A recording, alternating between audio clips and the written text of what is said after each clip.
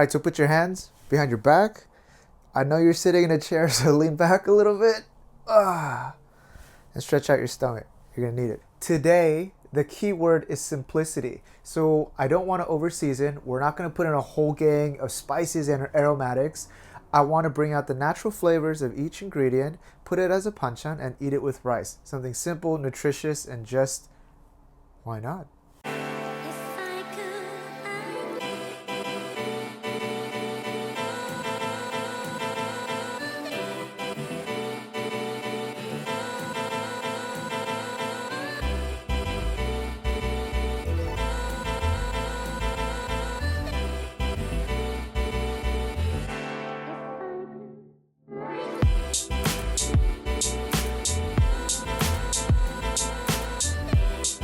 Today's main dish is going to be pan-fried ginger pork. Now you're going to love how simple it is. This is a piece of ginger. We're going to grate it later, so get a nice fresh piece, set it aside. And next I have some pork chops. This I bought from the Korean supermarket. It's pork neck. Just make sure you have a little bit of fat running through it so there's flavor. And the width that I'm using, it's around half the length of your pinky nail. And the only prep step is that I would cut the end, and basically this will prevent the meat from curling up. Just go around the meat. All right, the next, get a new cutting board. Cabbage, put your knife right up against it, and then you get thin shavings. And then we're gonna just use this as decoration. You know, this reminds me, my parents are the type that if you go to steakhouse or anything, whenever that decorative parsley or any other vegetable comes out on a dish, they eat that first. I'd always be like, Dad, you're not supposed to eat that. My dad would be like, what are you talking about? It's delicious. All right, and then last step, we'll do 1 tablespoon of soy sauce. All right, very simple today. And then 1 tablespoon of mirin, or use any other cooking wine. Mix that baby up. Let's put this on a medium heat. Little bit of oil. And in you go. And we're gonna just let it cook until you see the browning that's already happening come all the way up to the top. After around 30 seconds, I'll give it a flip. Oh, once you flip it, great, fresh ginger. I'd say about a teaspoon to each piece. And that flavor is going to infuse with the oil, and it's going to be beautiful. The only part is to wait for the pork to be cooked enough where it releases its juices, and then add the soy sauce. That way the soy sauce doesn't burn. Get your soy sauce and mirin mixture. Still have one more piece, so I'm not going to use all of it. You just put a little bit over, mix it around, and you let a little bit of magic happen. We're going to mix it around so the soy sauce starts mixed into this, until you start getting a nice crisp on the top.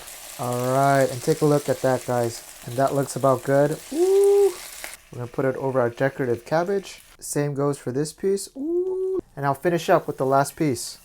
I'll wipe out the pan a little bit. And then repeat the process over again. Wow.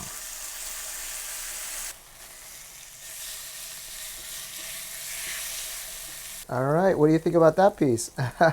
All right, and then how I like to eat it, you get a little bit of Japanese or Korean mayonnaise, and then you spread it all over. No, I'm just kidding. Just put a little small dab here. Add a little bit of gochugaru. It may look a little bit weird, but the combination of soy sauce plus ginger, it goes very well with the richness of the mayonnaise. And depending on how tired you are after work, this could be your meal. Of course, with a nice bowl of rice on the side. And guys, doesn't this look like something from a restaurant that's been marinating, for a long time? Nope. Ooh, that's what I got right here. That's so good. I need to do one more piece. This time with the dab of mayonnaise and gochugaru, and amazing. Right, and the second banchan is all about potatoes. It's not potato salad, it's not French fries, it's potato stir fry. It's somewhere in the middle, and it's delicious. 2 potatoes, the one in Korea typically around the size of your palm. I know the ones in the US, some of them like the Idaho potatoes are like the size of your hand. If we're gonna use the little petite ones, use 2. And during the stir fry, I want these potatoes to cook evenly with the other sort of very thin vegetables. So I'm gonna cover this with plastic wrap, and we're gonna microwave for 4 minutes. All right, and while that's in the microwave, we're gonna just make rough cuts. The garlic clove as well, cut into thin strips.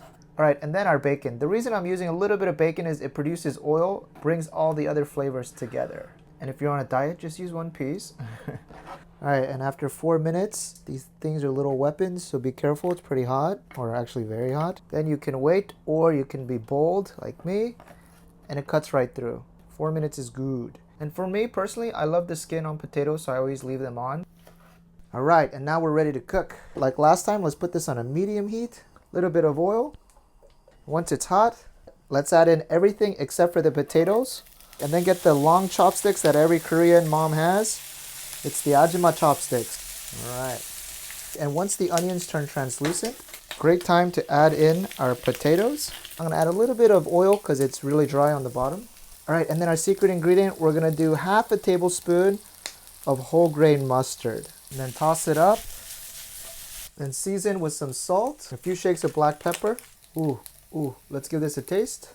It's almost there. I just want a little bit stronger taste of the mustard. I'll put that on. My pan to plate skills are off today. All right, and there it is. This is your whole grain mustard potato stir fry. You can see that whole grain mustard has developed a little crust on the potatoes. Became friends with the bacon as well. And all right, let me give that a taste. The potatoes are cooked just right. They're evenly cooked, but they still have a chew to them, which makes them very nice. And that mustard just works beautifully. It's very subtle. It's not like you're eating a Frank's hot dog, you know, with yellow mustard. It's calmed down. It's matured a little bit and provides a nice profile. The ratio of meat to vegetable today is a little bit skewed, so I would like to add some green asparagus. My favorite way to eat it is pan frying it. I'll show you how to do it. I'll just chop off the bottom part, which is tough. It's like a bamboo tree. And you know what? I'm gonna cut this one more time like that, so it feels like I have more. College tips 101. Still doing the same things, y'all. This time I'm gonna use some olio extra virgin de oliva. Pronunciation is spot on. I know, thank you. Our little green friends. Time to join in. And we'll just stir fry them in the oil for just a little bit. All right, and once you start to see just a little bit of blistering, I'm gonna do about a tablespoon of water. Close the lid and let science do the work. And just give this about 1 minute. All right, it's been about 1 minute. Take it off. Wow.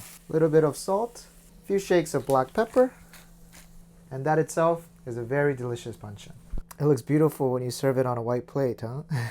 All right, and there it is, my friends. Our beautiful ginger pork with gochugaru mayonnaise, then our whole grain Dijon mustard, sauteed potatoes, and asparagus.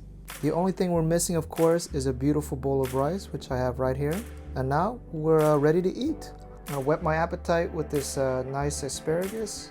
All right, guys, then the piece of pork, a little bit of mayonnaise. Doesn't this look like some sort of sushi roll?